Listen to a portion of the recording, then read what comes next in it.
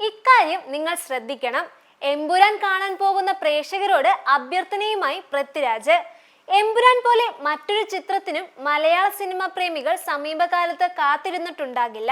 ചിത്രം മികച്ച pre release hype നേടിയിരുന്നു എന്ന് നേരത്തെ അറിവുള്ളതായിരുന്നെങ്കിലും അത് ഇത്രത്തോളം ഉണ്ടെന്ന് ഇന്ത്യയിലെ അഡ്വാൻസ് ബുക്കിംഗ് ആരംഭിച്ചപ്പോൾ മുതലാണ് ഒരുപക്ഷെ മനസ്സിലാകുന്നത്.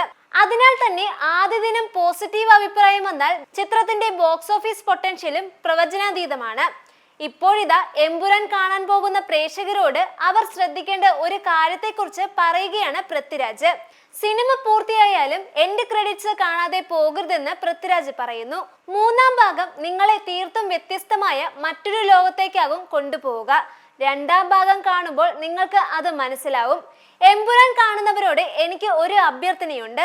ചിത്രത്തിന്റെ എൻഡ് ടൈറ്റിൽ കാണണം.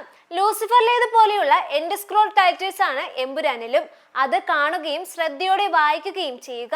അതിലെ ന്യൂസ് റീലുകളും ഉദ്ധരണികളും എല്ലാം കാണുക. അതിനു മുൻപ് തിയേറ്റർ വിട്ട് പോകരുത്.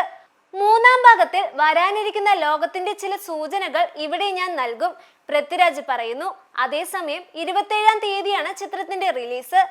അഡ്വാൻസ്ഡ് ബുക്കിംഗ് ഒരു ദിവസം പിന്നിടും മുൻപേ കേരളത്തിലെ ഒരു മലയാള ചിത്രത്തിന്റെ ഏറ്റവും മികച്ച ഓപ്പണിംഗ് എന്ന റെക്കോർഡ് സ്വന്തമാക്കിയിട്ടുണ്ട് ചിത്രം. ആദ്യ ദിനം പോസിറ്റീവ് അഭിപ്രായം നേടുന്ന പക്ഷം ബോക്സ് ഓഫീസ് നേട്ടമാണ് ചിത്രം കാത്തിരിക്കുന്നത്.